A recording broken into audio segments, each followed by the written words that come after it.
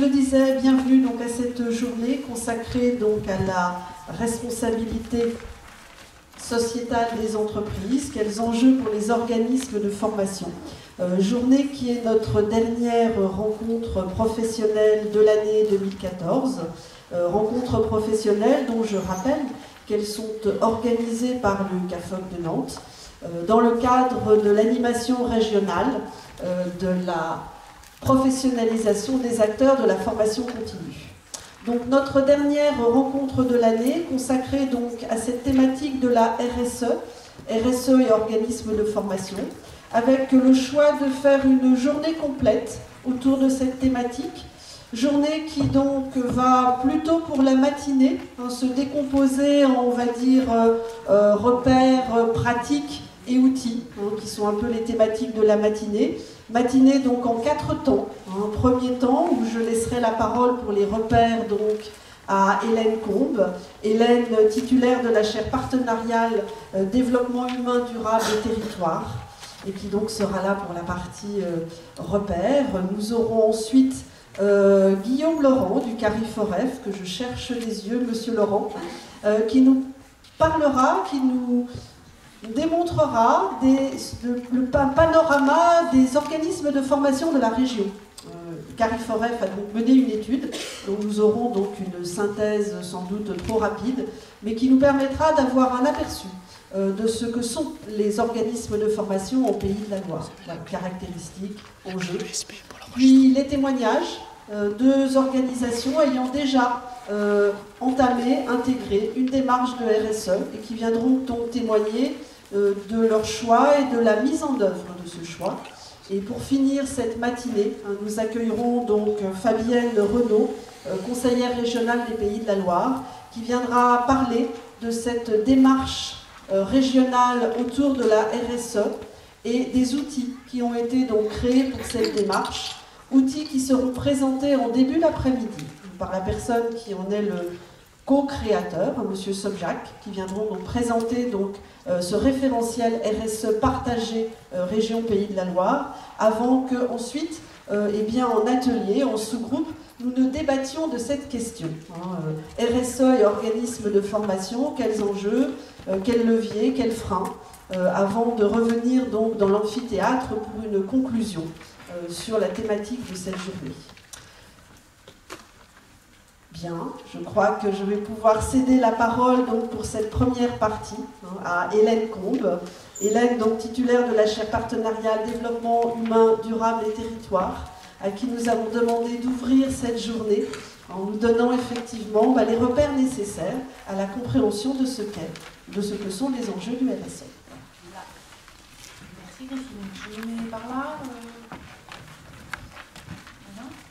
Alors bonjour à tous, bonjour à toutes, je suis ravie de vous retrouver pour certains, puisque il y a quelques années, on se l'est rappelé à quelques-uns, j'étais intervenue sur les questions du développement durable et évidemment les choses sont très liées. Alors je vais être obligée de jouer avec mes lunettes pour tout vous dire, j'ai perdu mes vraies lunettes et donc là je joue parce que la cinquantaine étant là, je vois pas mes papiers. Donc ne vous étonnez pas si je joue avec mes lunettes. Alors, mon intervention, c'est une contribution parmi d'autres. C'est un point de vue qui, vous le verrez, ne sera pas forcément celui qui sera porté par d'autres intervenants de la journée.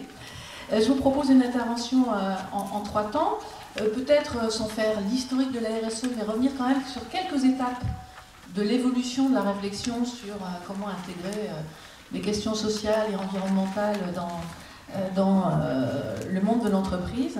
Et puis, ma posture, qui est qu'effectivement, il n'y a pas de projet sans vision, ce qui m'amène à un certain nombre d'interpellations. Et finalement, troisièmement, les organismes de formation dans tout ça. Alors, quand on parle de RSE ou RSO, responsabilité sociale, sociétale des organisations ou des entreprises, c'est important déjà de se dire pourquoi on est passé de la responsabilité sociale à la responsabilité sociétale. Peut-être se dire que dans la responsabilité sociale était fortement posée la question des individus. Quand on approche le mot social, c'est qu'on regarde l'impact sur les individus. Le sociétal, effectivement, intègre plus de dimensions, dont celle-là, et intègre les notions de gouvernance, de rapport à la nature, etc. Dans le sociétal, on a effectivement, théoriquement, ce qui permet de faire société. Et on va voir que le sujet, c'est de quelle société veut-on parler. Alors, sans reprendre toutes les étapes, peut-être se dire que le 19e siècle a été un moment important, même si on ne parlait pas de responsabilité sociale des organisations à l'époque, mais lorsque les pionniers de l'économie sociale ont créé les mutuelles, les coopératives, les fondations, puis les associations, c'était bien dans une optique d'une approche plus sociale du monde économique, du monde des structures en charge de la production,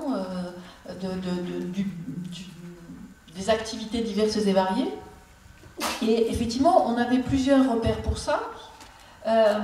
Derrière la finalité des organisations était posé donc le rapport au capital, était posé puisque l'économie sociale inscrit dans ses statuts le principe de primauté de l'humain sur le capital, ce qui ne va pas être forcément repris, j'y reviendrai tout à l'heure, dans la RSE en général. L'autre élément, c'est alors le rapport aux individus, une personne, une voix. Et puis le principe de non-lucrativité, donc qui interroge la répartition des plus-values. Et puis l'autonomie de pensée et l'autonomie de gestion, qui n'est plus du tout forcément acquise aujourd'hui, lorsqu'on a des structures qui n'ont qu'un financeur ou qui sont dépendants des appels d'offres. Donc l'autonomie de pensée et de gestion devient beaucoup plus compliquée. Mais pour vous donner un exemple, on peut avoir aujourd'hui dans le monde de l'entreprise des entreprises qui se posent cette question-là, y compris avec un statut qui n'a rien de l'économie sociale. Par exemple, Delta Meca à Couëron, qui décide d'avoir 120 clients plutôt qu'un ou deux gros donneurs d'ordre dans le monde de l'usinage, alors que la pratique habituelle, c'est d'avoir un ou deux donneurs d'ordre. Et la posture de Delta Meca, c'est de dire, avec autant de clients, je garantis mon autonomie de pensée, mon autonomie de gestion. C'est-à-dire que je vais aller choisir une diversité de clients, et puis je vais garder mon autonomie, mon indépendance, y compris si j'en perds un ou deux.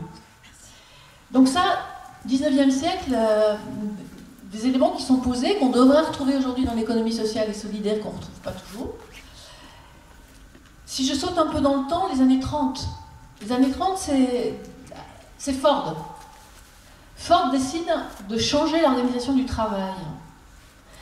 Et pour faire passer l'idée, la création de la chaîne, et donc de l'individualisation du travail, qui va nous coûter cher aujourd'hui, parce que c'est vrai, ça a été vrai sur les chaînes, mais les années qu'on vient de passer, les 20 dernières années, sont allées dans tous les sens sur la notion de l'individualisation du travail. On a maintenant des missions individuelles, on a de l'évaluation individuelle, on a parfois même des horaires individuels, dans un premier temps pour des bonnes raisons, mais qui créent, et nombre de DRH le disent aujourd'hui, un vrai danger pour l'entreprise, puisque du coup il n'y a plus de projet commun. Et aujourd'hui, l'entreprise, pour beaucoup de gens, c'est l'endroit où on vient chercher un salaire et puis l'endroit où on vient porter un projet collectif. La démarche dont on parle ce matin n'a d'intérêt, à mon avis, que si elle permet de fonder ou de refonder des démarches collectives. Donc Ford, effectivement, crée, pour faire passer l'idée de la chaîne, crée ce qu'on appellerait aujourd'hui un acte de RSE dans le domaine social, c'est-à-dire l'assurance santé pour ses salariés. Donc ça ne s'appelle pas RSE, mais on est sur des actes qui aujourd'hui sont potentiellement revendiqués dans les démarches RSE. Et puis, dans les années 80, arrive la question environnementale. Alors, ça vient notamment par les grosses entreprises. Alors soit c'est pour l'image, c'est greenwashing, ou bien il y a des actions de fond. Mais pour vous donner un exemple, Danone nous dit qu'il gèrent leurs déchets, sauf que Danone va prendre de l'eau pour le mettre en bouteille en montagne et considère que la montagne lui appartient et considère que personne n'est propriétaire de l'eau sauf lui, ce qui va à l'encontre de la préservation des ressources et de la question des biens communs. Dans les années 90-2000, on voit l'émergence de la notion de diversité. Diversité culturelle, lutte contre les discriminations, les questions du handicap, des handicaps qui apparaissent. Les questions d'égalité, équilibre homme-femme. Je préfère équilibre à égalité, en ce qui me concerne. Mais souvent que dans un sens. Alors c'est justifié nombre de fois sur le plafond de verre, sur les salaires, etc., qu'on ait une préoccupation particulière pour les femmes. Mais dans le monde de la formation, comme dans le monde de l'éducation, que ce soit scolaire ou éducation, protection de l'enfance, que je connais bien, aujourd'hui, c'est dans le sens inverse qu'on devrait se poser des questions, puisqu'aujourd'hui, on ne garantit plus l'équilibre homme-femme, les hommes ayant déserté d'un certain nombre de métiers, les métiers d'enseignants, les métiers d'éducateurs, etc., etc. Mais c'est vrai que jusqu'à présent, quand on dit égalité homme-femme, on est souvent dans les préoccupations par rapport aux femmes, ce qui est souvent justifié aussi. Et puis, voit apparaître aussi la question de la gouvernance. Alors, on ne sait pas très bien ce que c'est souvent de la gouvernance interne. Et alors après, on verra arriver l'ancrage territorial, comme si dissocié de la gouvernance. Or, s'ancrer territorialement, c'est poser la question de comment participer à la gouvernance, c'est-à-dire, au sens littéral du mot, la gouvernance, c'est un vieux mot qui ne vient pas des entreprises anglo-saxonnes, contrairement à ce qu'on nous dit souvent, mais qui vient des bailliages de Flandre. C'est un mot du XVe siècle qui voulait dire gouverner ensemble le territoire. Alors ça peut être un territoire fermé ou ça peut être un territoire géographique, etc. Et puis on voit arriver dans les années 90-2000 l'engagement des collectivités, l'engagement des entreprises publiques, et puis la question de comment aller chercher les PME, TPE. Depuis le début des années 2000, dans ces démarches de quelle place on donne à une autre façon d'aborder l'entreprise, etc., on voit la montée en force de la reconnaissance de l'économie sociale et solidaire, mais qui date simplement de ces années-là. J'ai fait moi le premier diagnostic d'économie territoriale, d'économie sociale et solidaire en France, ici à Nantes en 2001-2002. C'était le premier en France. Le deuxième, on l'a fait à Grenoble, et puis après, ça s'est diffusé. Le premier plan régional d'économie sociale et solidaire, il a été signé dans le Nord-Pas-de-Calais. J'y étais à l'époque, et donc j'ai participé à cette démarche. Le premier plan, on l'a signé en 2001. Donc on voit que finalement l'économie sociale existe depuis le 19e, mais qu'on prenne en compte cette façon d'aborder l'économie collectivement, effectivement, c'est encore très récent.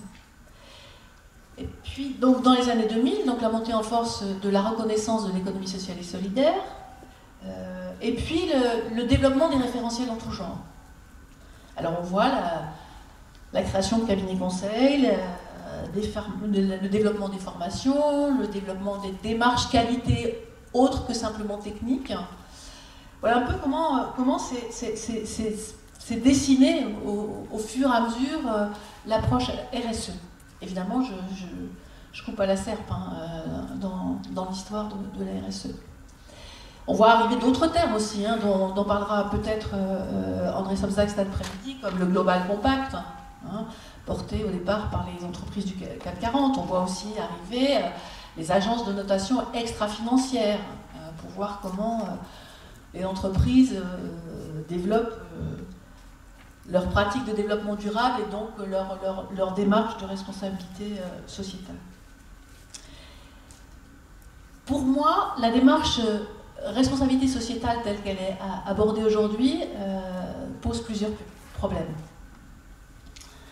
D'abord, comme je l'ai déjà dit pour ceux qui m'ont entendu lorsque je suis venue présenter vraiment les démarches de développement durable, je pense qu'il y a erreur à aborder les choses par les entrées sociales, environnement, économie, gouvernance, parce qu'on reste dans des logiques de cloisonnement.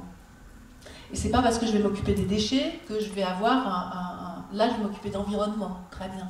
C'est pas pour ça que je vais avoir un impact sociétal. Ce qui va être important, c'est de regarder comment on fait bouger la société dans son ensemble. Et je vous ferai des propositions tout à l'heure, juste après.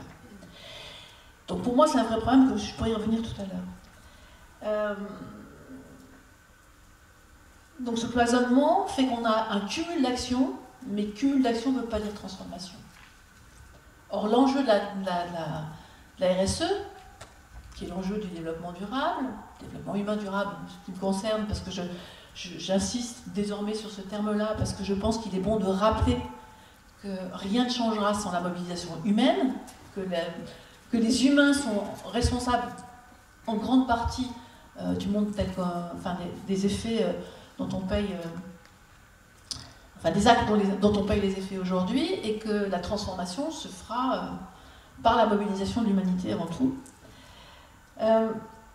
Donc si on veut effectivement une mobilisation, il faut pouvoir, si on veut arriver à cette transformation, il faut que la mobilisation permette pas seulement de faire des cumuls d'actions, mais une vraie mobilisation collective.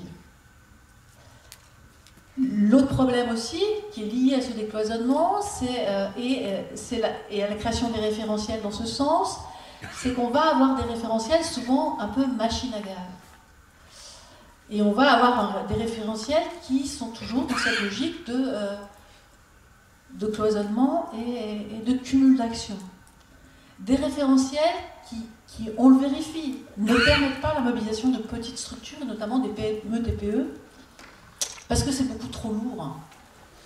En plus, c'est un point pour moi, qui dit référentiel dit on doit tous avoir le même schéma. Or, je le défends aussi dans les démarches de nouveaux indicateurs de richesse, je ne pense pas qu'il y ait obligation à avoir le même référentiel, les mêmes indicateurs de richesse, par exemple d'un territoire à un autre, et on en a fait la démonstration. Ce qui est important, c'est de pouvoir s'interroger sur la façon dont on agit, trouver les fils et les repères pour faire évoluer notre action, et pouvoir parler à d'autres. Donc je n'ai pas forcément le même référentiel, mais je suis en capacité d'expliquer aux autres ce que je fais, pourquoi je le fais, etc. On a eu l'occasion de faire le test pour les nouveaux indicateurs de richesse, puisque je portais ce postulat-là, justement en Loire-Atlantique, en disant on va proposer la création d'indicateurs de richesse Pays de la Loire. Peut-être certains d'entre vous ont participé à la démarche, puisque ce sont les acteurs qu'on est libérés ensemble. On arrive à, grosso modo, on est arrivé à 48 richesses, et puis finalement, en travaillant à 300, on a repéré 15 richesses, et on arrive à 27 indicateurs qui ne sont pas figés. Ces indicateurs, ce n'est pas du tout les mêmes, pas forcément les mêmes que ceux des autres régions. Mais pourtant, même avec d'autres pays du monde, on peut se parler très bien. Et on se rend compte, par exemple, qu'on n'a pas cherché à avoir le même référentiel, mais qu'on raisonne, y compris, on a fait le test, avec le peuple Kichwa de Sarayaku en Équateur. C'est un peuple amérindien qui a refusé l'exploitation pétrolière de son sol et qui, du coup, a voulu travailler sur ses richesses. Et on voit que quand on parle des logiques de solidarité, des logiques de répartition des richesses, des logiques de valeur par rapport au bien commun, on se parle sans problème. Il y a des sujets dont ils ne parlent pas eux, qui est par exemple le rapport au temps, puisque ici, la question d'un retour au temps apaisé est devenue, a été indiquée comme un enjeu majeur, et parmi les richesses à retrouver et à partager, chez eux, le stress n'est pas la question, donc le temps n'a pas été repéré en tant que tel. En tout cas, c'est mon postulat, le droit à avoir des systèmes de repères différents. Et puis le gros problème pour moi de la RSE telle qu'elle est abordée aujourd'hui, c'est qu'elle ne garantit pas le changement de rapport à l'économie. Or, je considère, et je vais y revenir après, que l'enjeu majeur pour transformer notre société, c'est de changer notre rapport à l'économie. Et enfin, la RSE, même si elle parle depuis quelques années plus des parties prenantes, y compris des partenaires extérieurs, elle reste la plupart du temps une démarche dans laquelle la structure l'organisation va être auto-centrée. Elle va s'interroger sur comment elle évolue et pas comment elle fait évoluer la société. Or, encore une fois, je crois que l'enjeu majeur de la transformation, c'est de se poser la question à chaque fois, pourquoi j'évolue, mais dans une vocation de contribution à la transformation de la société. Après, je n'ai pas dit qu'il ne faut pas développer les démarches RSE, je dis qu'il faut être conscient des limites et faire des choix pour aborder, en rester là, ou se dire que le sujet, c'est aussi d'aller plus loin. Alors, j'ai parlé plusieurs fois de la transformation de la société. Je crois qu'il n'y a pas de projet et pas d'action pertinente s'il n'y a pas de vision. C'est Mandela qui disait, donc il a une super définition, donc je ne vais pas chercher à inventer le fil à couper le beurre. Mandela disait, une vision sans action est un rêve. Une action sans vision est une perte de temps. Une vision plus une action peuvent changer le monde. C'est donc bien ce dont je veux vous parler, c'est-à-dire quelle vision pour savoir comment on agit. Si le postulat d'une nouvelle RSE, que moi j'appellerais l'engagement sociétal pour parler d'ambiguïté, c'est bien la transformation de la société, la première question qu'on a à se poser, c'est ok, faire évoluer la société, mais pour aller vers où? Mon postulat, je l'ai indiqué tout à l'heure, c'est effectivement celui notamment d'un nouveau rapport à l'économie. Et donc moi je définirais, c'est de passer d'une société du beaucoup d'avoir pour quelques-uns à une société du bien vivre pour tous, ensemble, dans un environnement préservé et partagé.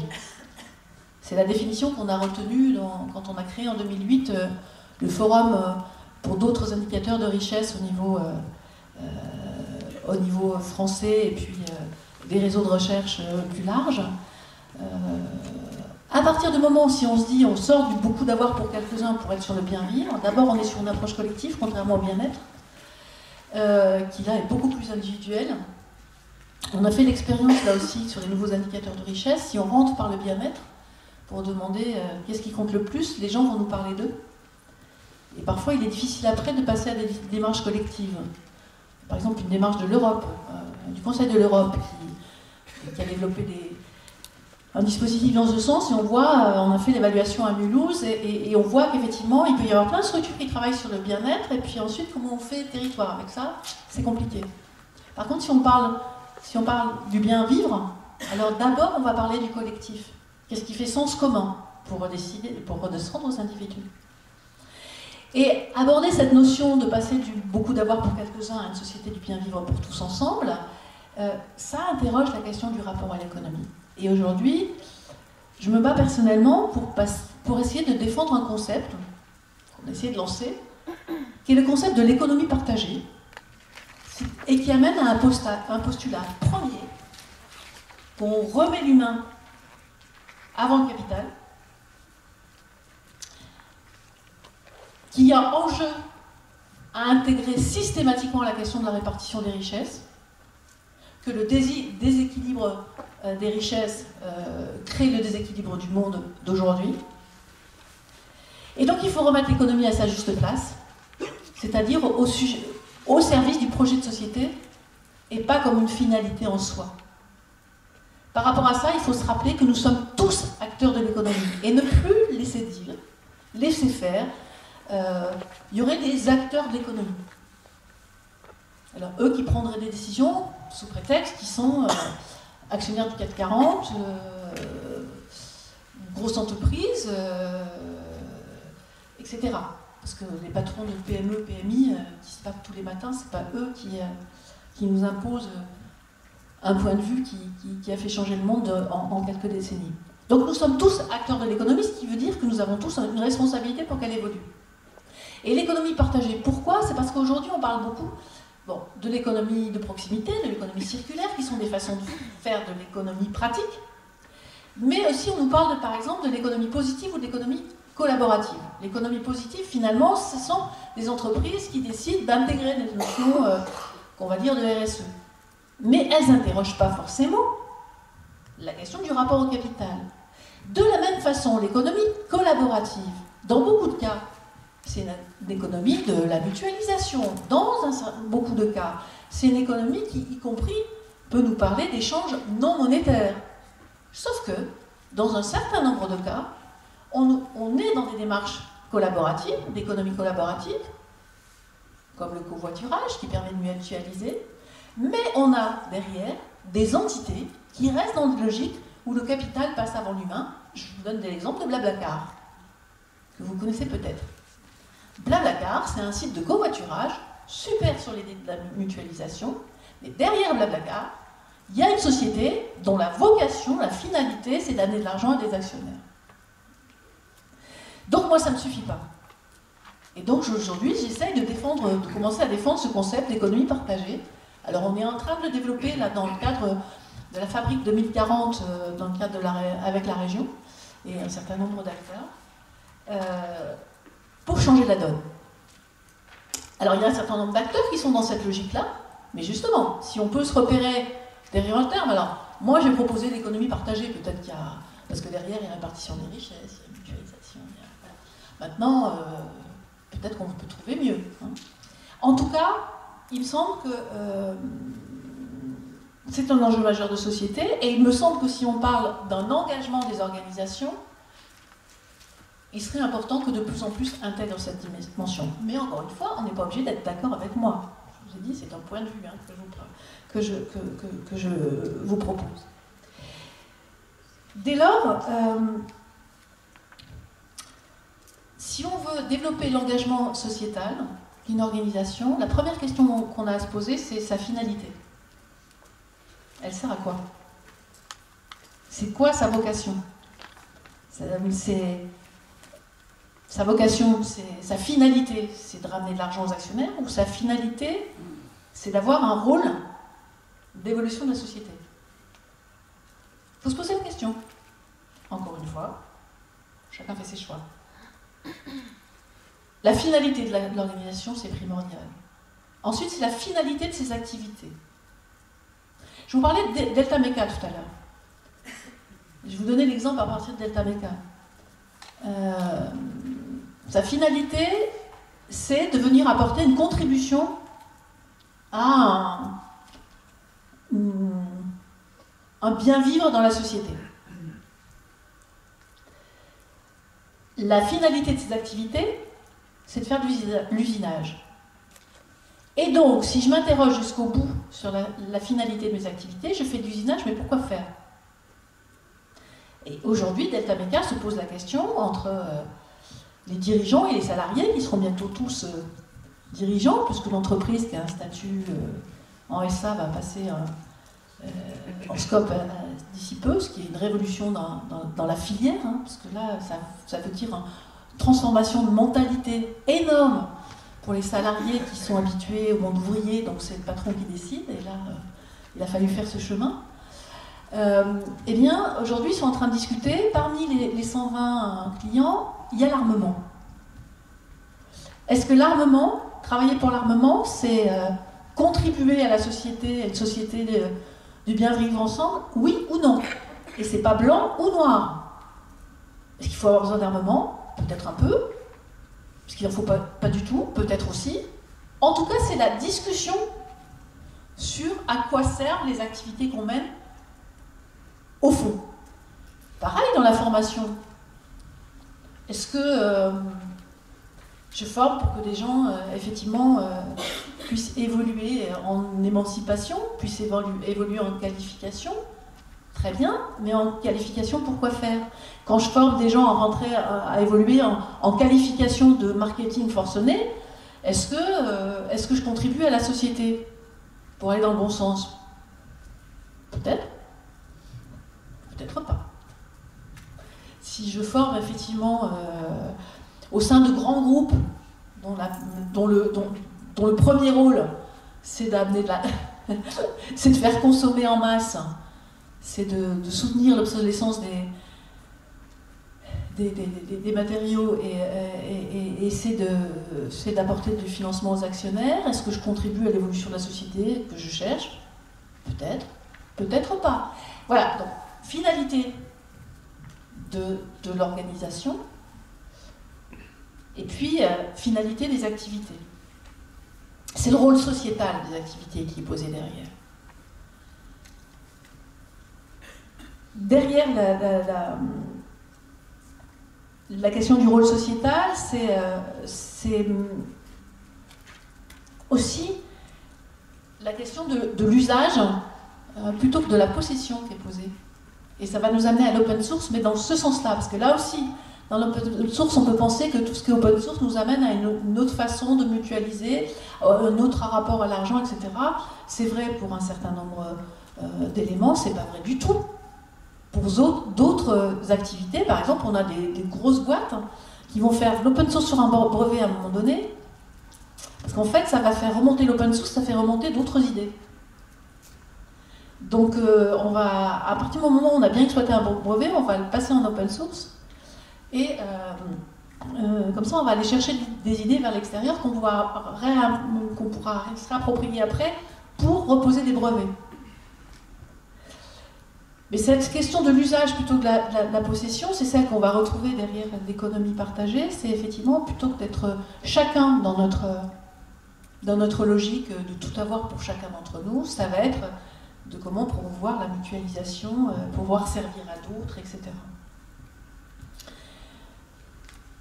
Et puis, pour parler effectivement d'une évolution au rôle sociétal, c'est d'avoir conscience de comment mobiliser l'organisation en tant que telle, ce qui est souvent le cas dans la RSE, et comment mobiliser l'ensemble des composantes de l'organisation, mais en pensant qu'on est tous multifacettes. C'est-à-dire que souvent en RSE, on dit, maintenant on dit les parties prenantes, alors il y a les dirigeants, il y a les salariés, il y a les prestataires, il y a... Voilà. Mais il faut penser que parfois on est dirigeant, parfois on est formateur, ou parfois on est stagiaire, mais donc là on est sur des rôles assez sociaux, enfin hiérarchiques et classifiés socialement, mais on a aussi on peut aussi interroger les parties prenantes à partir des équipes pédagogiques dans une organisation qui produit. Et là, par exemple, on va se dire, tiens, comment on associe comment on travaille depuis l'ingénieur de formation au stagiaire, et comment ensemble on regarde quelle est notre mobilisation pour faire évoluer la société. On peut aussi regarder dans une usine, par exemple, de production, parce qu'on aura tendance à regarder les dirigeants, les chefs d'atelier, et là pareil, de regarder ceux qui produisent telle chose, comment on s'intéresse depuis ceux qui amènent les matériaux jusqu'à ceux qui vont diffuser les produits, comment on travaille ensemble pour se dire comment on bouge la société. C'est-à-dire que tout ça est propice au décloisonnement.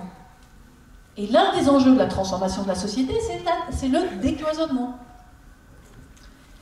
Et puis également, alors je viens de dire, on est multifacette, et ça, ce qui va du coup poser la question de se rendre compte que quand on va rentrer dans des démarches comme ça, on va avoir de plus en plus de mal à dissocier notre activité professionnelle de ce qu'on est. Alors ça peut paraître troublant, mais c'est une réalité, puisqu'à partir du moment où on va se poser la question sur un projet de société, forcément on va se poser la question sur la contribution et sur l'image qu'on a de cette société, et donc de plus en plus on va passer de l'un à l'autre sans même s'en rendre compte à un moment donné. Et le dernier niveau, c'est pas le dernier, mais celui auquel je pense dans l'immédiat, celui qu'on a défendu sous le terme engagement sociétal depuis plusieurs années dans le cadre de la LHR, c'est la notion d'ancrage territorial. Et l'ancrage territorial, ça veut dire plein de choses. Ça veut dire l'ancrage territorial en termes géographiques, ici et là-bas, ça va aller plus loin, ça veut dire les réseaux, ça veut dire les filières, ça veut dire etc., etc. Toutes les notions de territoire qui permet de faire communauté à un moment donné. Parce que ça aussi, c'est un des postulats. Je pense que les choses n'auront de sens que si on a une mobilisation des organisations, mais si ensuite, dans les territoires, qu'ils soient filières, qu'ils soient géographiques, etc., on crée des communautés d'acteurs, et que les communautés d'acteurs se mobilisent entre elles, dans le sens d'une transformation de la société du bien vivre pour tous, et pas des sens corporatistes. Parce que c'est ça aussi la logique qui change. On sort des logiques corporatistes pour arriver vers des logiques de partage et de contribution. Et je pense, par exemple, c'est le boulot que je porte derrière le renouvellement de la gouvernance territoriale, que le changement du monde ne viendra pas de la diplomatie des États, ne viendra pas tant de la diplomatie des États et des grandes institutions internationales, que des territoires. À partir du moment où on a des mobilisations d'acteurs, de communautés d'acteurs dans les territoires, et que les territoires du monde se mettent en lien, alors on aura des capacités d'action absolument monumentales. Imaginez, je l'avais déjà dit pour Copenhague, mais c'est dommage, c'était toujours pas vrai, ça n'a toujours pas été fait, mais imaginez la prochaine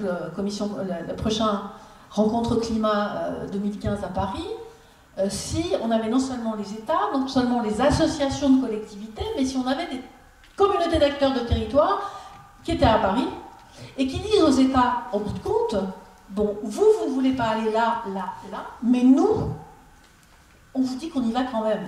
C'est ce qu'avait fait Seattle lorsque l'État américain avait dit la première fois qu'il ne voudrait pas effectivement agir dans la lutte contre le climat. Et la ville de Seattle avait dit, ben, si l'État américain ne veut pas y aller, les USA, les États-Unis d'Amérique ne veulent pas y aller, ben c'est pas grave, nous on y va quand même, et en plus la ville a porté plainte contre l'État, qui ne rentrait pas dans la démarche. Donc cette notion d'ancrage territorial, elle est importante pour ça, c'est-à-dire comment être l'un des membres d'une communauté d'acteurs plus vaste. Alors, derrière, pour rentrer dans l'engagement sociétal, on a, nous, autour de l'engagement, retenu 4 clés d'entrée, non pas les 4 clés d'entrée habituelles ou les 5 clés d'entrée habituelles, environnement, etc., mais on a ancré 3 notions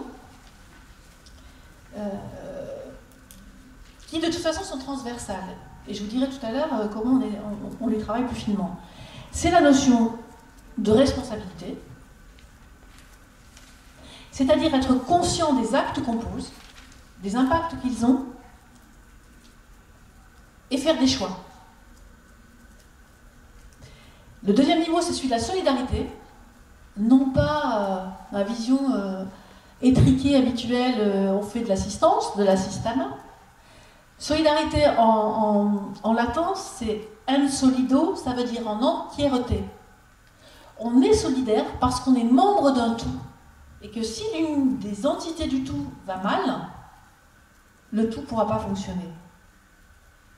Donc si on veut être cynique, on peut dire que même pour son propre intérêt, perso et très individualiste, il vaut mieux être solidaire parce que ça garantit une stabilité plus grande du tout qui nous entoure. Hein. Alors on n'est pas obligé de le prendre avec cynisme, mais en tout cas, de toute façon. Et puis cette notion d'ancrage territorial. Et alors, derrière ces 3 notions, on propose, pour avoir des démarches pas trop lourdes, que chaque composante des organisations prenne un engagement sur chacun des 3 thèmes, et pas 40 000. Il y a un engagement, vous allez voir, qui peut indiquer qu'on a par ailleurs bougé sur plein de choses. Je vous donne un exemple, on avait travaillé là-dessus avec le Crédit Mutuel sur le Loire-Atlantique Centre-Ouest, autour de la question de l'éthique bancaire. Derrière la notion de responsabilité, si je prends par exemple les clients prêteurs à la banque. Parce qu'il faut se rappeler que la banque, contrairement à la façon dont on les voit, sont avant tout des locataires de notre propre argent. Si je prends la responsabilité du client prêteur, si une banque veut être éthique, contribuer à changer le monde parce qu'elle a décidé effectivement de participer ardemment à la différenciation des banques d'affaires et des banques de soutien à l'activité, ben, elle ne peut le faire que si ceux qui amènent de l'argent dans la banque ne lui disent plus « je veux que vous mettiez mon argent sur les marchés financiers », mais que les prêteurs lui disent « j'amène mon argent ici pour servir le développement d'une activité permettant de faire évoluer la société dans le bon sens, que ce soit dans mon territoire ou dans un autre territoire. » Voilà. Donc là, c'est par exemple très clairement la responsabilité du client prêteur à ce niveau-là. On n'a pas besoin de demander de la responsabilité, surtout s'il a pris cette responsabilité-là, ça veut dire qu'il a derrière intégré la notion de changement de société, etc. Sur la solidarité, alors on avait fait exprès, parce qu'en plus c'était la banque, un exemple à partir des dirigeants, la question des répartitions des richesses. Bon, vous doutez bien qu'aujourd'hui, les salaires dans la banque, ça peut être entre 1 et 200, la fourchette des salaires, ça peut être entre 1 et 200, voire parfois plus en fonction des banques. Bon, la logique de l'entreprise solidaire, théoriquement, c'est une fourchette de salaire entre 1 et 4. Bon, on se disait déjà, si on arrivait à une fourchette de salaire entre 1 et 20, ça serait quand même pas mal dans un premier temps. Bon, ben voilà. Principe de solidarité des dirigeants, c'est comment on va agir pour mieux équilibrer les salaires, par exemple. Hein, la solidarité des administrateurs, je me souviens, ça avait été aussi la possibilité, au Crédit Mutuel, hein, il y a des administrateurs dans toutes les caisses, c'était de dire, pourquoi pas les administrateurs ne pourraient-ils pas soutenir, accompagner les clients emprunteurs qui sont en difficulté et qui ont besoin d'un coup de main sur la question de gestion du budget, etc. Donc, vous voyez, et on sait que quand l'administrateur il fait ça, il a pigé la façon dont sa banque évoluait, il a pigé de comment on fait société, enfin, etc. etc. Moi, j'ai pas besoin de demander 15 engagements, alors je en demande un à chaque fois, une responsabilité, une solidarité et un ancrage territorial. Ça pourrait évoluer avec le temps, s'il y a finalement des façons d'agir qui sont tellement intégrées qu'on n'a plus besoin de penser. Mais l'avantage d'en demander que 3, c'est parce qu'on a plus de garanties de les mettre en œuvre. Tandis que quand on demande 40 à chacun, on sait que ça ne sera pas suivi.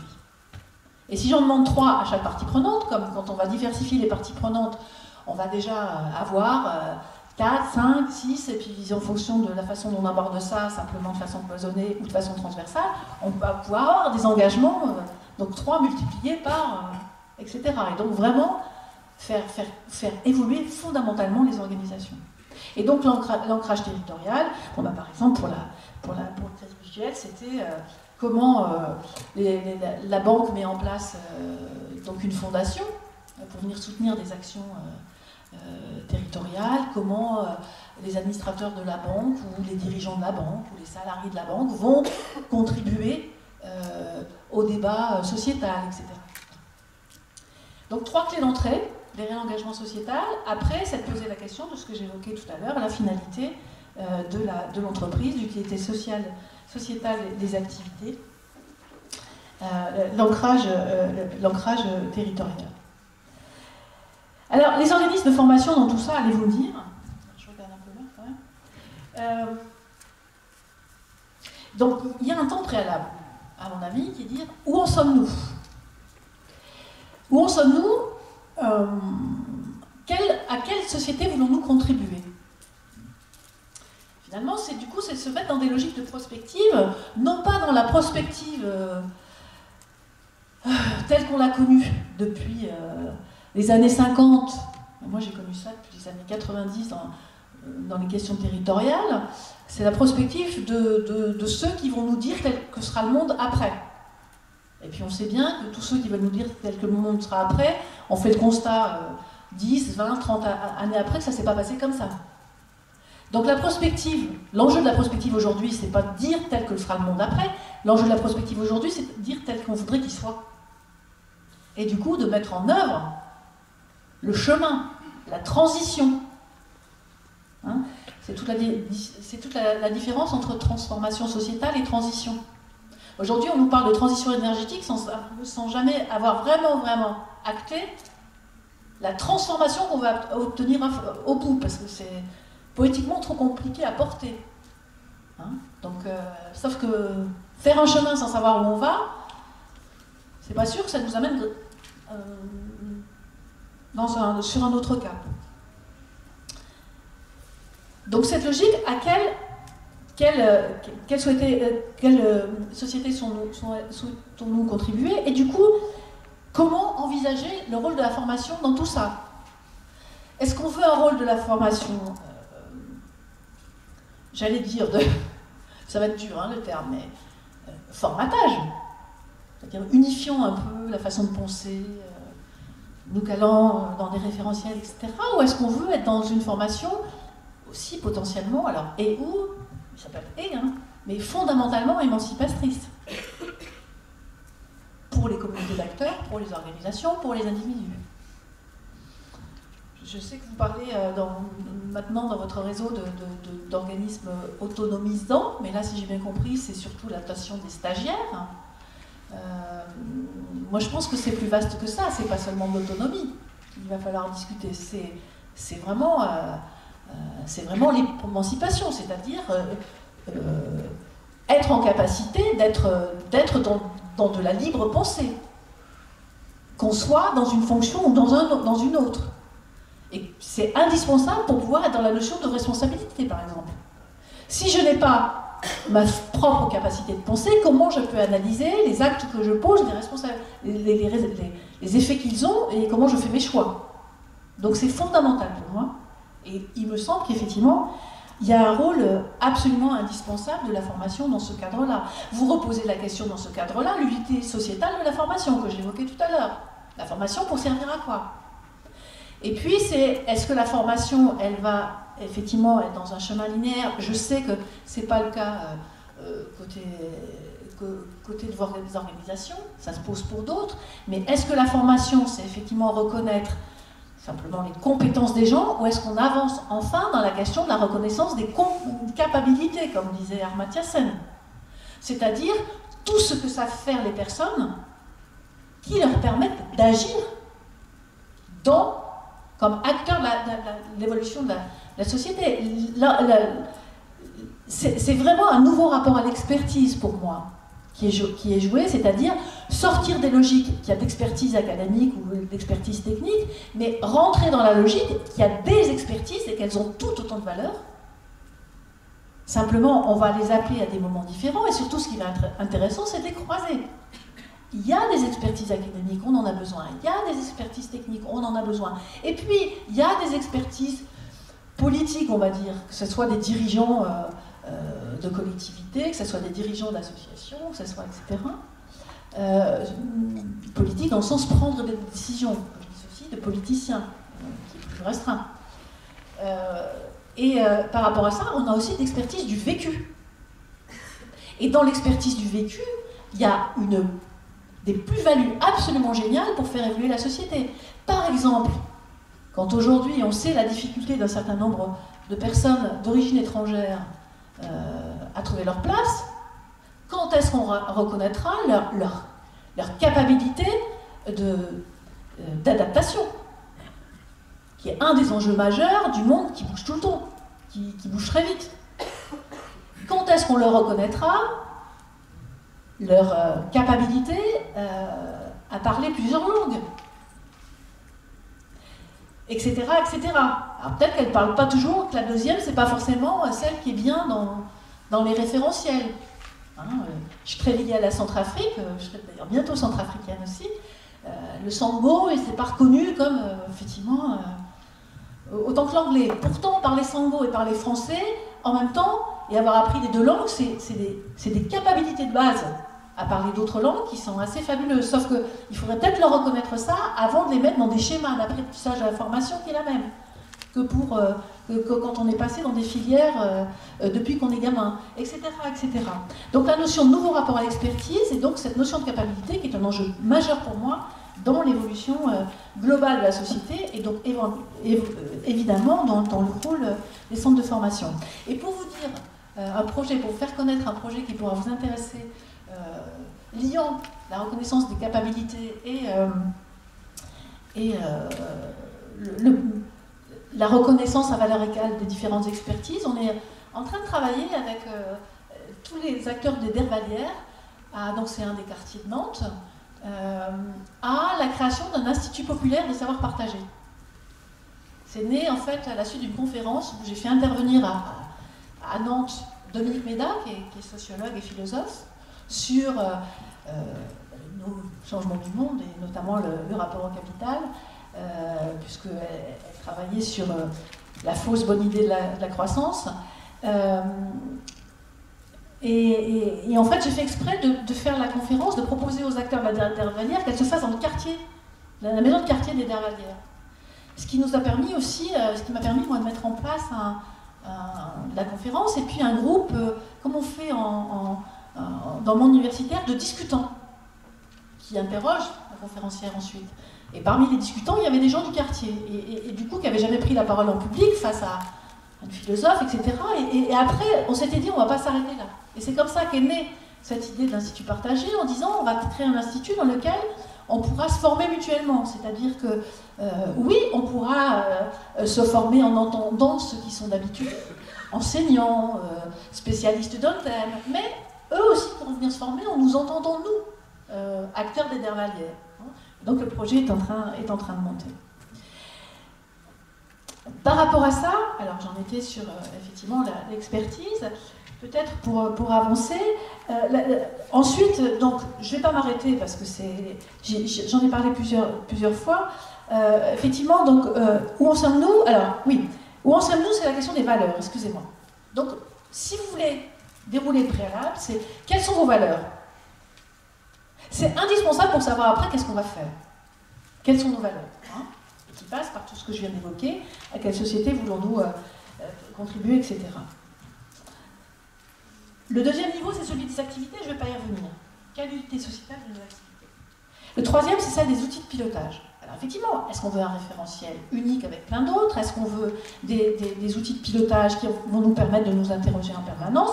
C'est notamment la question de quels outils, quels indicateurs de richesse, et j'évoquais avec vous tout à l'heure que les choix qu'on avait fait en région, et petit clin d'œil par rapport aux nouveaux indicateurs de richesse pour le Pays de la Loire, tous peuvent potentiellement être appropriés par vous. Alors j'ai que quelques plaquettes, et puis il y a un site qui s'appelle Boîte à outils Richesse PDL dans lequel il y a tout ça. Tous les indicateurs peuvent être appropriables par vous, mais par exemple, il y en a qui vous concernent plus. Il y a un indicateur qui pourrait vous concerner très directement, qui a été celui de combien de jeunes de moins de 30 ans ont choisi leur orientation. Puisque dans la question du bien vivre pour tous, c'était arrivé à la question du travail choisi. Je vous rappelle d'ailleurs qu'elle est écrite dans la Déclaration des droits de l'homme de 1948. Dans la Déclaration universelle des droits de l'homme de 1948, il est non seulement dit qu'on a droit à un emploi, mais qu'on a droit à un emploi, à un travail, mais qu'on a droit à un travail choisi. Derrière cette notion-là aussi, derrière les indicateurs, alors vous ne le verrez pas encore, mais parce que là vous verrez que la question du chômage, mais en fait on est en train de travailler à dire on en a marre de regarder simplement le chômage, parce qu'on va continuer à pleurer parce que ça ne va pas aller très bien, et si on intégrait justement derrière cette notion-là plutôt la reconnaissance des capacités des personnes actives sans emploi salarié. Parce qu'il faut se rappeler deux fois, c'est ce qu'on appelle chômeurs, sont des demandeurs d'emploi, sont des personnes actives sans emploi salarié. Et l'autre chose que ça nous rappelle aussi, c'est qu'on a une logique en France de l'emploi salarié. Et donc mon hypothèse, c'est en travaillant sur les capacités des personnes actives sans emploi salarié, un, on les regardera autrement, deux, on trouvera des idées, effectivement, auxquelles on ne pense pas sur des activités, des orientations, etc. Et trois, peut-être qu'on va être imaginatif pour se dire, il n'y a pas soit employé, soit auto-entrepreneur en caricaturant. Et qu'il y a peut-être d'autres champs. Et puis derrière, justement, on posera la question des valeurs. Il y a des pays où la valeur d'une activité, c'est pas celle qui nous donne un rang social, c'est celle qui est utile à la société. La personne qui s'occupe d'aller chercher de l'eau, la personne qui s'occupe de faire la cuisine, etc. Petit clin d'œil à notre PIB, pour rien nous dire. Eh bien là-bas, ce sont les fonctions, ceux qui soignent, etc., ce sont les fonctions les plus importantes de la société. Donc tout ça, aborder les choses comme ça en changement de regard peut justement nous aider à faire évoluer notre société. Donc nos outils de pilotage, nos organisations, comment elles sont montées en interne et dans l'ouverture, comment elles fonctionnent? Est-ce qu'on a des logiques simplement hiérarchiques?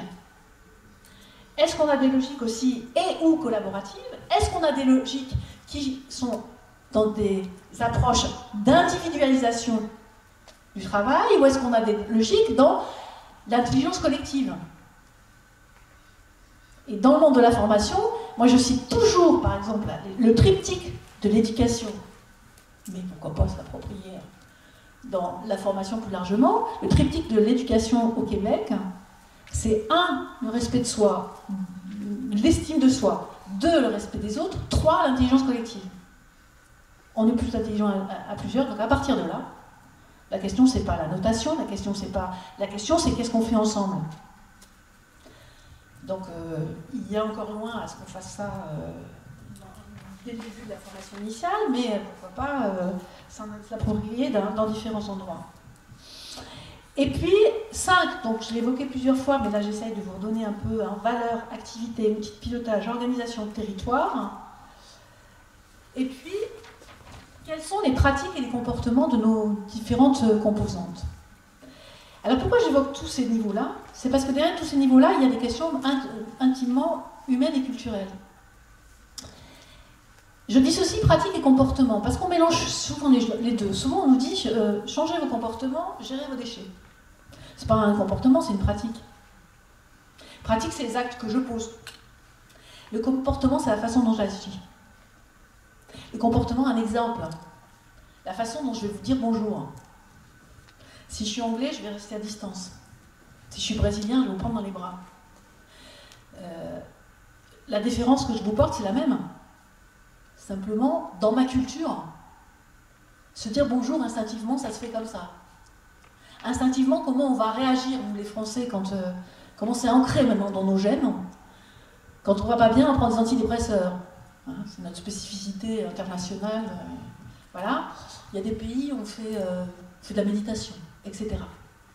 Donc, les actes que je pose sciemment, mes pratiques, les actes induits de la culture ou un peu instinctifs, les comportements.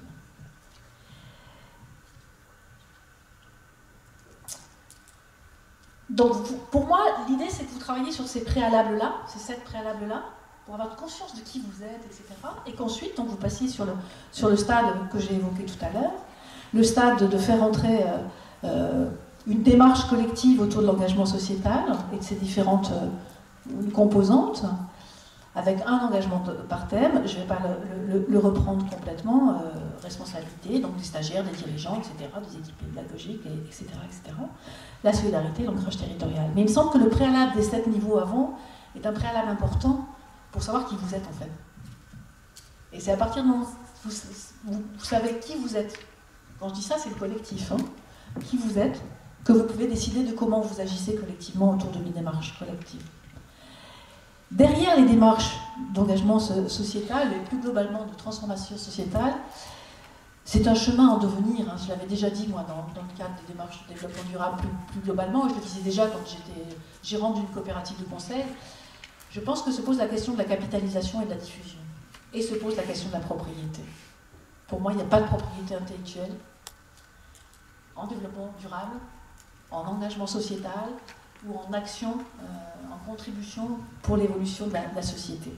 Parce que ce qu'on est en train de faire ici est important pour que d'autres se l'approprient et que nous, on soit à l'écoute de ce qui se passe chez d'autres. Et c'est comme ça qu'on va avoir du changement d'échelle. C'est un postulat qui n'est pas partagé par tout le monde, qui vient révolutionner effectivement le monde du conseil, celui de la formation, celui de l'université, etc. Mais je pense que c'est un des éléments fondamentaux pour changer d'échelle, puisque c'est quand même le gros problème du moment, c'est agir à l'échelle. Parce qu'on ait des gens qui se mobilisent maintenant, oui, mais qu'on ait des collectifs d'acteurs qui se mobilisent, pas encore. Et c'est de ça dont on a besoin. Et puis la question de l'évaluation, bien sûr, qui moi, je ne crois pas dans ces démarches-là. Alors, j'ai jamais cru à la question du regard neutre. Même celui qui vient de l'extérieur, c'est un tiers, c'est pas un neutre. J'ai évalué les systèmes de notation d'évaluation, enfin des systèmes des agences de notation extra-financière qui disent bah, on est neutre, bah non, ils ne sont pas neutres. Les agences de notation extra-financière, elles ont monté leur modèle à partir des agences de notation financière et donc avec un postulat que le capital est primordial. Donc après, vous imaginez bien que quand elle va regarder l'environnement, le social, etc., on va fausser la donne par le fait que le regard sur l'économie a déjà un postulat bien, bien particulier. Donc, je ne crois pas dans l'évaluation à la notion de neutre. Je ne suis pas sûre qu'on ait besoin de tiers sachants. Ce qui me semble intéressant, c'est d'être dans des démarches d'auto-évaluation et d'évaluation via les pairs.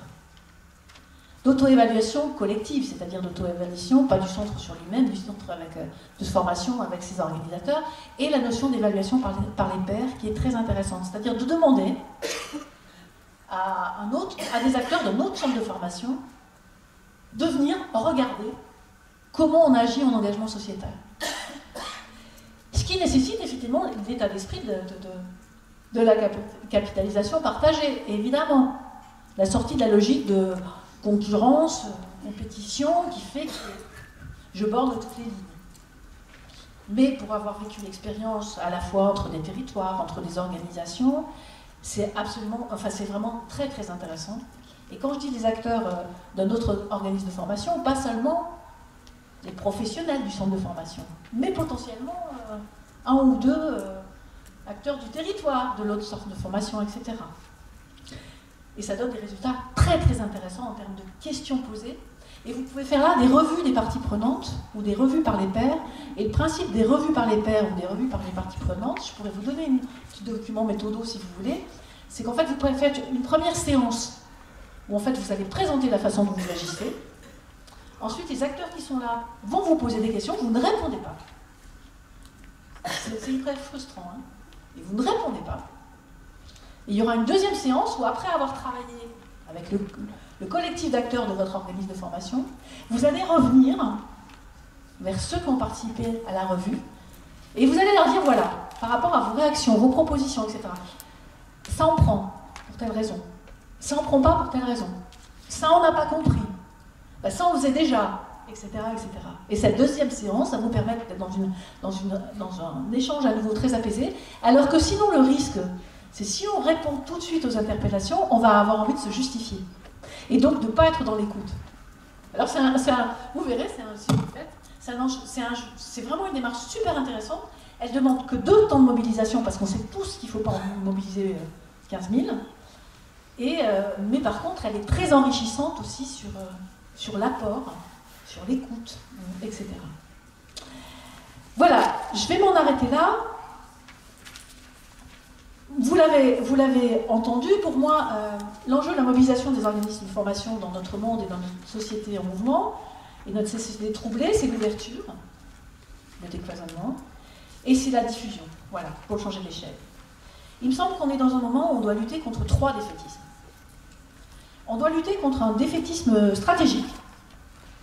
C'est celui qui nous amène aujourd'hui à avoir des approches où, par exemple, on n'arrive pas à regarder l'évolution autrement que par la croissance. Mais on ne sait pas la croissance de quoi, parce que je voudrais vous rappeler quand même que la croissance, le mot croître, comme le mot développer, ça veut dire grandir.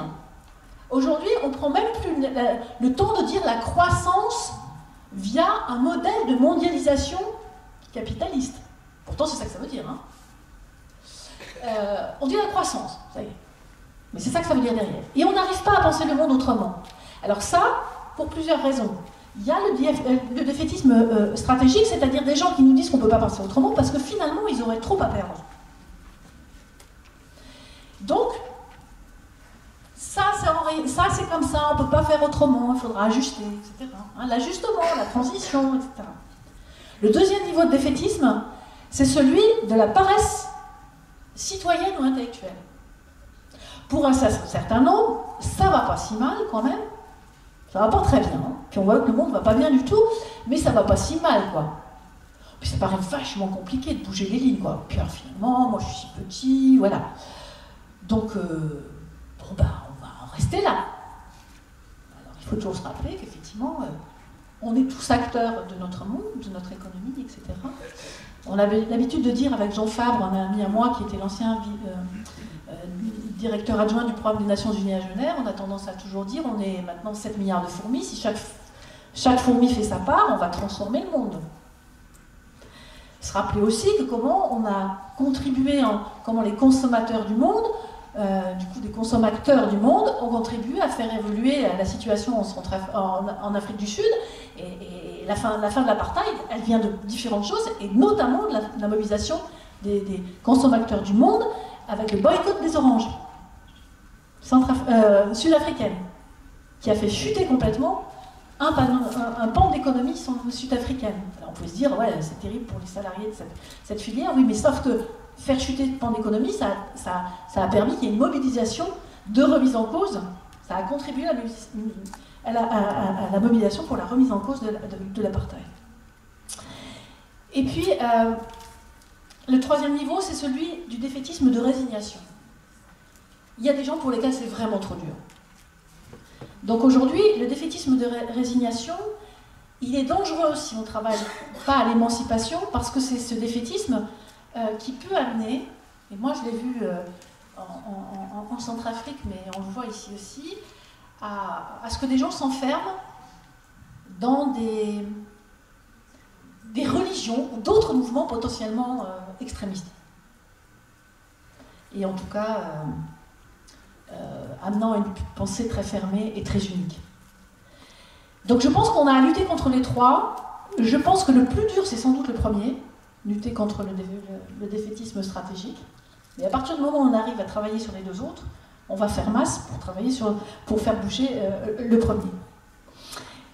En dernier mot, je vais vous donner une définition de Augusto Boal, qui était dramaturge brésilien après avoir été architecte. Et il disait, nous sommes tous acteurs. Être citoyen, ce n'est pas vivre en société, c'est la changer. Merci à vous.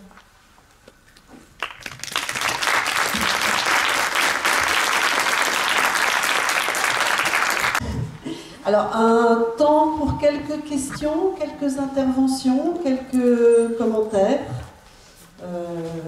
Matinée est certes riche en interventions, mais cela mérite, je pense, échange. Donc, oui, Jacques. Si vous voulez bien me dire, enfin nous dire à tous d'ailleurs, parce que vous ne connaissez sans doute pas tous qui vous êtes. On ne va pas vous demander qu'est-ce qui compte le plus pour vous, parce qu'on serait assistamment, mais...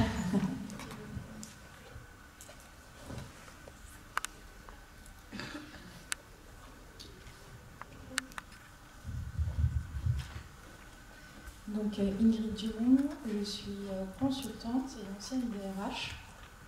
Et je vous remercie pour votre présentation.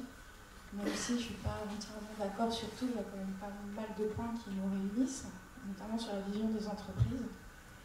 Et pendant toute votre présentation, je me demandais, mais quid de la responsabilité citoyenne? Donc merci pour la conclusion, parce que c'est quand même quelque chose d'important. Et je vous rejoins sur le rôle des citoyens.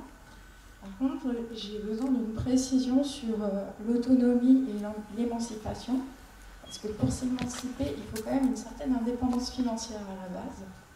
Et pour nombre de salariés, j'ai dit DRH, je sais pourquoi j'ai créé une entreprise, mais quand on a besoin du salaire à la fin du mois, il est un peu dur de s'émanciper, et quant aux valeurs des entreprises, elles sont aussi tenues par leurs financeurs. Et le gros problème, là où je rejoins, c'est sur les TPE-PME et les grands groupes et la pression des grands groupes et cette logique de territoire, comment aussi les politiques peuvent soutenir l'économie locale et les entreprises locales et les contribuables qui financent les actions publiques. Alors, plusieurs choses. C'est vrai que j'emploie le terme de citoyenneté à la fin, parce que pour moi, c'est évident que ça se transversal. À chaque fois, je vous parle de l'engagement, et quand je parle de la responsabilité, la solidarité et de l'ancrage territorial, on est au cœur, effectivement, de la question de la citoyenneté, mais où qu'on soit. Parce que le gros problème qu'on a aujourd'hui quand on parle de citoyenneté, on a l'impression qu'on est salarié, puis après, dehors, on est citoyen, puis alors on a un gros problème en plus, qui est qu'on nous dit souvent les élus et les citoyens. Comme si les élus n'étaient pas des citoyens. Ils sont des citoyens auxquels on délègue à un moment donné, les autres délèguent à un moment donné une fonction particulière. Mais moi je défends ce que j'appelle la démocratie collaborative, c'est-à-dire nous sommes tous citoyens et nous devons chacun prendre notre rôle. Et en plus derrière, il faut dire que les politiques publiques ne suffisent pas, elles sont indispensables, mais elles ne suffisent pas pour transformer le monde. Hein. Donc la notion de citoyenneté, pour moi, effectivement, c'est peut-être tellement évident, je ne le dis plus dès le démarrage, elle est transversale par rapport à tout ce que je vous ai dit. Sur la question de autonomie et émancipation, et puis ressources. Alors, ce que vous dites résonne à plusieurs niveaux. Si vous allez creuser les indicateurs de richesse, vous verrez qu'on voit les écarts de revenus en Pays de la Loire par tranche d'âge, pas dans une rubrique solidarité, mais dans la rubrique justice-égalité. Parce que les gens qui ont travaillé à définir les richesses ont dit on ne peut pas envisager un territoire avec un bien vivre pour tous. Il n'y a pas de justice, il n'y a pas d'égalité s'il n'y a pas de répartition des richesses. Donc, on est au cœur de ça, c'est-à-dire que comment se répartir les revenus, mais pas que ça. On sait qu'il y a une corrélation entre la question je parlais d'environnement préservé et partagé, on sait que la question environnementale est très associée à la question des revenus. Enfin, on voit très bien, notamment dans les villes, mais pas seulement, on a un vrai bug. Plus on est pauvre financièrement, moins on a accès à de la qualité environnementale. Et moi, je vais vous donner un exemple. Je sais que Nantes n'aime pas quand je le donne, mais c'est pas grave. Je ne sais pas si tout le monde connaît le quartier de Malakoff. Le quartier de Malakoff, en tout cas, c'est un des quartiers d'habitat social de Nantes, un peu de l'autre côté par rapport à l'île Beaulieu. Malakoff, le quartier, il est séparé de la Loire par une route. Il y a eu tout un projet de rénovation du quartier. Si ça avait été un quartier résidentiel bon chic, bon genre, eh bien je vous garantis, parce qu'en plus les études avaient été faites, c'était possible, je vous garantis que la route, elle serait passée derrière le quartier et qu'on aurait donné au quartier l'accès direct à la Loire. Eh bien non seulement c'est pas le cas, mais en plus on leur a amené un nouveau pont juste en face, c'est-à-dire qu'on a démultiplié le nombre de voitures qui passent sous leurs fenêtres. Hein. Donc la question de la répartition des richesses, elle est sur la question des revenus, mais pas que là-dessus, mais aussi sur la question plus globale de la qualité sociétale. Alors, est-ce qu'on a besoin des revenus pour l'émancipation? Ça aide pour l'autonomie. Pour l'émancipation, c'est pas... Ça aide sans doute, mais je connais plein de gens qui ont plein d'argent qui ne sont pas émancipés du tout. Et par contre, j'en connais plein qui n'ont pas beaucoup de revenus ici et pas du tout dans d'autres pays du monde, et qui ont des postures d'émancipation très très fortes. Donc, il faut être vigilant sur la répartition. Mais moi, je dissocierais. Moi, je serais vigilant sur la question de la répartition des richesses et sur l'émancipation, mais que je n'associerais pas systématiquement. Voilà. Mais, encore une fois... Hein. Et puis, sur la question, vous disiez, effectivement, on est dépendant des grandes entreprises, etc. Je citais Delta Meca tout à l'heure.